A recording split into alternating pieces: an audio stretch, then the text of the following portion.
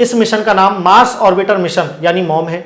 भारत पहली प्रयास में लाल ग्रह पर पहुंचने वाला दुनिया का पहला और मंगल मिशन में सफलता पाने वाला दुनिया का चौथा देश बन गया है, ठीक है ना। अभी तक अमेरिका की नासा, रूस की रोसकॉस्मोस और यूरोपीय संघ की यूरोपीय अंतरिक्ष एजेंसी ही मात्र 3 एजेंसियां जिनके पास मंगल अभियान है, ठीक है। तो ये आप याद रखेंगे, ये मंगलयान तक की बात हो रही है, ठीक है। तो अमेरिका की संस्था का नाम याद रखना। आप देखो ये संस्थाओं के नाम आप यहां से याद रखना, नासा, रूस की संस्था का नाम याद रखना रोसकॉस्मोस, है ना, और यूरोपीय संघ की याद रखना यूरोपीय अंतरिक्ष एजेंसी, यूरोपीय स्पेस एजेंसी, है ना, एजेंसी। चलिए, तीनों ने ये कारनामा किया, उसके बाद भारत ने किया। आगे सुनना, ये जीसैट उपग्रह भारत की स्वदेशी रूप से विकसित संचार उपग्रहों की तकनीक है जो डिजिटल ऑडियो, डेटा और वीडियो के प्रसारण के लिए प्रयोग की जाती है। दिसंबर 2016 तक लगभग 20 जीसैट उपग्रहों का प्रक्षेपण इसरो द्वारा किया जा चुका है, जबकि कुछ योजनाबद्ध है, ठीक है। तो 2016 तक 20 जीसैट को भेज दिया गया है, ठीक है, और ये ऑडियो, डेटा और वीडियो के प्रसारण के लिए प्रयोग किए जाते हैं, ठीक है, ये भी याद रखना।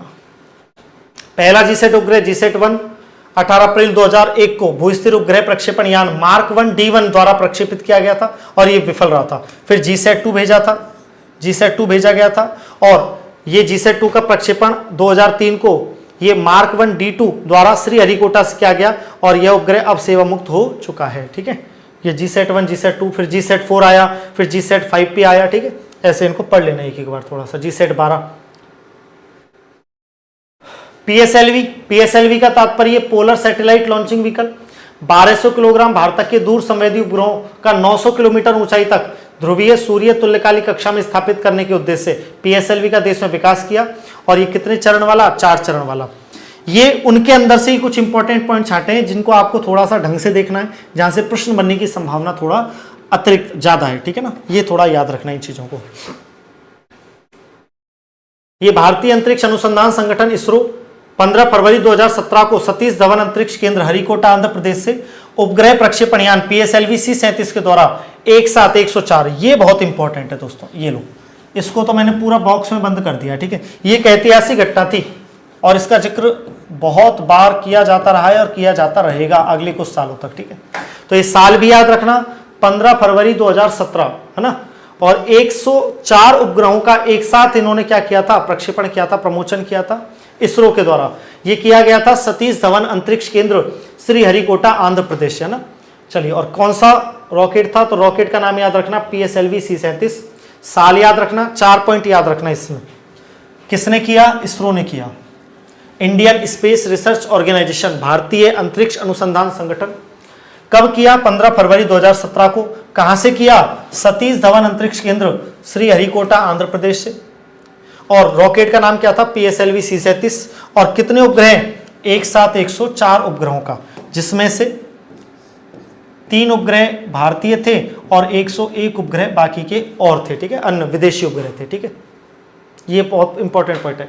भारत विश्व का पहला देश जिसने एक साथ इतनी संख्या में उपग्रहों का सफलतापूर्वक प्रमोशन किया। इन 104 उपग्रहों में से 3 उपग्रह तो भारत के हैं, जबकि अन्य 1 उपग्रह कैसे हैं? विदेशी।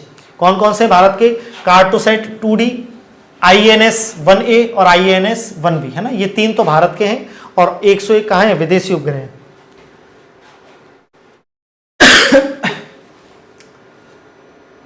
फिर ये भी इंपॉर्टेंट पॉइंट है, ये कुछ बहुत ज्यादा इंपॉर्टेंट पॉइंट है जिनके बारे में बात की गई है, ठीक।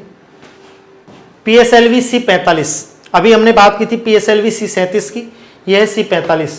इसने भारतीय अंतरिक्ष अनुसंधान संगठन 1 अप्रैल 2019 को अपने विश्वसनीय रॉकेट PSLV C-37 से रक्षा अनुसंधान और विकास संगठन, जिसको अपन DRDO बोलते हैं ना, DRDO, defence research and development organisation के उपग्रह एमीसेट और 28 अन्य विदेशी उपग्रहों को पृथ्वी की कक्षा में क्या किया? स्थापित किया। साल याद रखना, 1 अप्रैल 2019।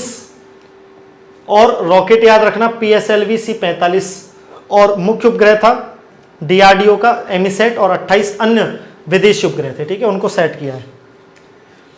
इसमें से 24 तो अमेरिकी उपग्रह, 1 स्विट्जरलैंड का है, 2 लिथुआनिया के हैं, ठीक है, और 1 स्पेन का उपग्रह है, ठीक है, ऐसे याद रखना।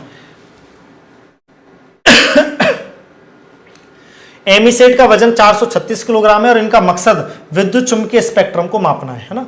यह डीआरडीओ का इलेक्ट्रॉनिक इंटेलिजेंस उपग्रह है। डीआरडीओ का उपग्रह है एमीसेट और इसे इलेक्ट्रॉनिक इंटेलिजेंस उपग्रह कहा गया है, ठीक है, इलेक्ट्रॉनिक इंटेलिजेंस उपग्रह कहा गया है। आगे सुनना, ये भारतीय क्षेत्रीय नौवहन उपग्रह प्रणाली IRNSS, Indian regional navigational satellite system, भारतीय अंतरिक्ष अनुसंधान संगठन द्वारा विकसित एक क्षेत्रीय स्वायत्त उपग्रह नौवहन प्रणाली है जो पूर्णतः भारत सरकार के अधीन है। नाम याद रखना, IRNSS, पूरा नाम भी पूछा जा सकता है, Indian regional navigational satellite system, और ये इसरो के द्वारा विकसित है। किसके द्वारा विकसित है? इसरो के द्वारा। प्रधानमंत्री नरेंद्र मोदी ने इसका नाम भारत के मछुआरों को समर्पित करते हुए नाविक रखा है। ये देखो बहुत इंपॉर्टेंट पॉइंट आ गया, ठीक है, स्टार लगा देता हूं यहां पर, इसको याद रखना भैया। तो भारतीय क्षेत्रीय नौवहन उपग्रहण प्रणाली इसरो द्वारा विकसित है और ये भारत सरकार के अधीन है और इसको भारत सरकार या मोदी ने किसके अधीन रखा है? मछुआरों के नाम पर रखा है, जिसका नाम है नाविक, है ना। इसका उद्देश्य देश तथा देश की सीमा से 1500 किलोमीटर की दूरी तक के हिस्से में इसके उपयोगकर्ता को सटीक स्थिति की सूचना देना है। 1500 किलोमीटर का एरिया, ठीक है। नाविक नाम रखा गया है मोदी के द्वारा मछुआरों के नाम पे, ठीक है, नाविक। ये स्टार लगा देता हूं, ये नाविक नाम रखा गया इसका। फिर आता है उपग्रह प्रक्षेपण यान SLV-3। रोहिणी श्रृंखला के सभी चारों उपग्रह RS-1, SD-1, RS-2 का प्रक्षेपण किया गया, ठीक है ना।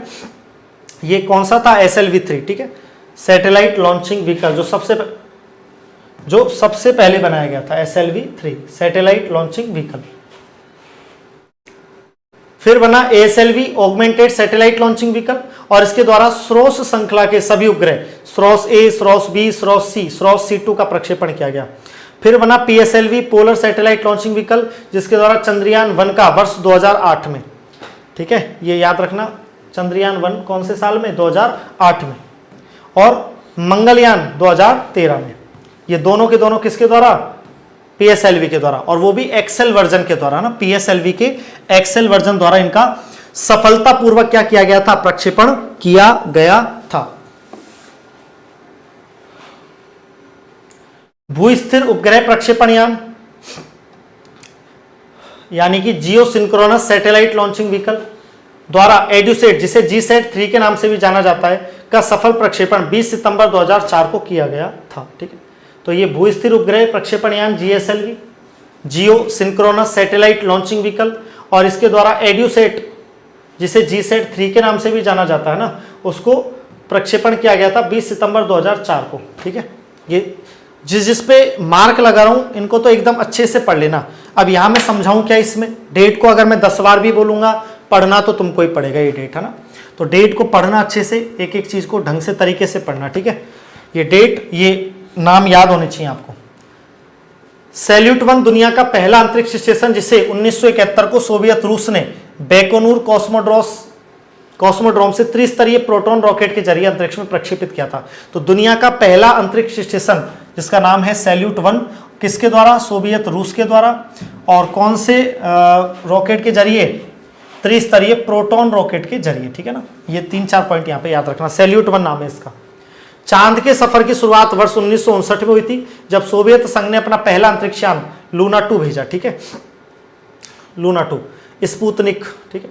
लेकिन 1969 में अपोलो 2 यान से चंद्रमा पर 2 अंतरिक्ष यात्रियों को उतारने, अपोलो 11 के हैं, अपोलो 11, ठीक है, ये थोड़ा सा सही कर लेना इसको।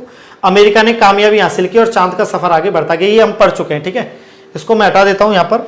ये हम पढ़ चुके हैं दोस्तों इसके बारे में, और बहुत सटीक पढ़ चुके हैं, तो अब इसको छोड़ देना आप।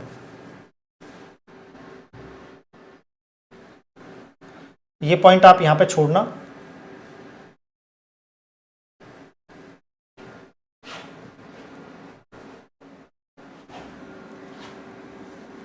ये लीजिए,